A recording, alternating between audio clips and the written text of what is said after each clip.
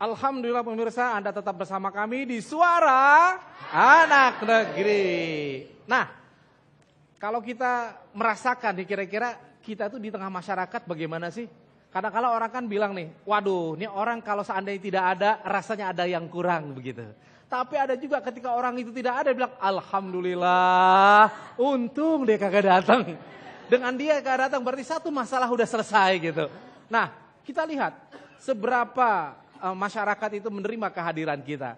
Karena kalau tidak salah Rasulullah menyampaikan kepada kita kalau seandainya kita punya makanan atau masak hendaknya kuahnya dibanyakin ibu ya. Maka jangan sampai tetangga itu hanya melihat apa yang kita bawa tapi kita tidak rasakan. Yang repot adalah kalau ibu beli duren nih. Durennya beli satu baunya kemana-mana. Nah sekarang bagaimana menerjemahkan itu dan manfaat silaturahim dalam kehidupan kita. Kita akan mendengarkan tausiah dari guru kita. Langsung saja saya akan panggilkan Ustadz Ujai Ahmad Jailani. Shallu ala Muhammad. Assalamualaikum. Assalamualaikum. Telat amat loadingnya.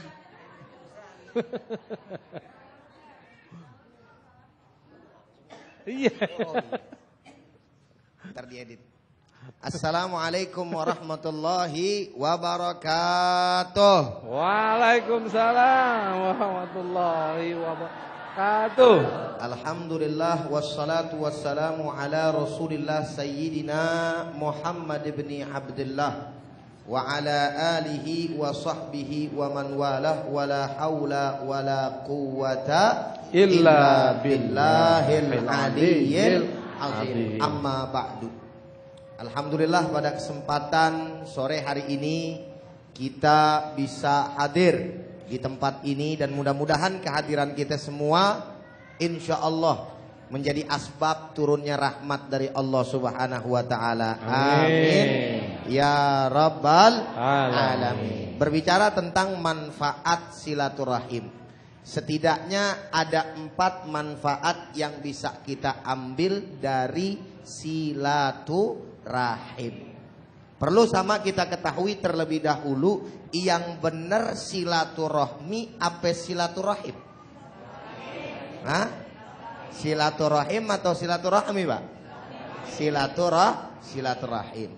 Jadi kalimat yang benar adalah silaturahim. Apa manfaatnya? Yang pertama sudah barang tentu adalah mendapatkan keridhaan dari Allah Subhanahu wa ta'ala. Kenapa dengan bersilaturahim kita mendapatkan keridhaan dari Allah? Sudah barang tentu karena ketika kita mengerjakan perbuatan amal tersebut sama saja kita telah mengerjakan daripada perintah Allah Subhanahu wa ta'ala. Ketika kita melaksanakan daripada perintah Allah berarti kita melaksanakan ibadah kepada Allah. Ketika kita melaksanakan ibadah kepada Allah sudah barang tentu pula berarti kita telah melakukan dan melaksanakan apa yang menjadi tujuan diciptakan kita oleh Allah.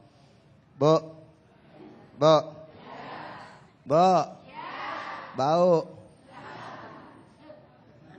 Tujuan daripada diciptakan kita apa, Pak? Untuk beribadah kepada Allah. Makanya dalam Al-Quran Allah Subhanahu wa ta'ala menyampaikan wa ma khalaqtul jinna wal insa illa liya'budun.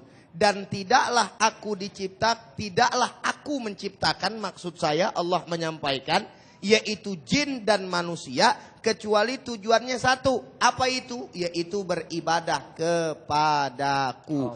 Di sana ada ya mutakalim wahdah yang dibuang, yang artinya aku. Illa liya'buduni, mestinya seperti itu. Tapi karena dibuang illa liya'budun, artinya mereka jin dan manusia tugasnya tidak lain dan tidak bukan beribadah kepada Allah. Salah satu daripada bentuk ibadah kepada Allah menyambung tali silaturahim. Insya. Yang menarik lagi di dalam ayat ini yang disebutkan pertama siapa, Pak? Wa ma khalaqtul jinna wal insa. Siapa dulu yang disebutin makhluk Allah? Jin. Makanya wajar kalau andai kata di dalam ayat yang lain jin pernah protes seakan-akan jin pernah protes kepada Allah ketika malaikat, maksud saya mohon maaf, malaikat protes kepada Allah Subhanahu wa taala ketika Allah menciptakan makhluk untuk khalifah di bumi ini. Kan Allah Subhanahu wa taala menyampaikan wa idz qala rabbuka lil malaikati inni ja'ilun fil ardi khalifah qalu ataj'alu fiha ma yufsidu fiha wa yasfikud dima wa nahnu nusabbihu bihamdika wa nuqaddisu lak. Ketika Allah Subhanahu wa taala berfirman kepada para malaikat, "Hai malaikatku, aku ingin menyampaikan berita kepada engkau bahwa aku ingin menjadikan khalifah di atas permukaan dunia ini." Terus kemudian malaikat berkata, "Ya Allah, mau ngapain lagi mau jadiin makhluk yang ada di permukaan bumi yang kerjaannya cuma bisa menumpahkan darah, yang kerjaannya cuma bisa berbuat kerusakan, sedangkan kami apa enggak cukup? Kerjaan kami selalu mensucikan engkau, selalu beribadah kepada engkau." Tahu dari mana itu malaikat? Kalau yang namanya manusia pasti perbuatannya model macam seperti itu. Ternyata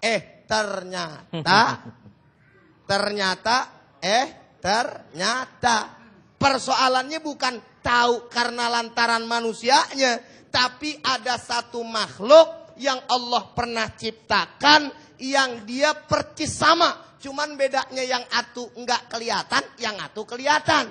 Tapi dalamnya ada akal sama hawa nafsu. Jin punya akal, punya hawa nafsu. Kita sebagai manusia punya akal, punya hawa nafsu. Dua-duanya diibadahi, dua-duanya mereka diperintahkan untuk beribadah kepada Allah. Pengalaman pertama Allah nyiptain jin tapi kurang ajar terhadap Allah Subhanahu wa taala, kebanyakan mereka berbuat kerusakan. Maka daripada itu supaya kita enggak berbuat kerusakan di atas permukaan dunia ini, Allah salah satunya menganjurkan sangat kepada kita untuk betul-betul menjaga daripada yang namanya silaturahim, insya Allah. Itu manfaat yang pertama.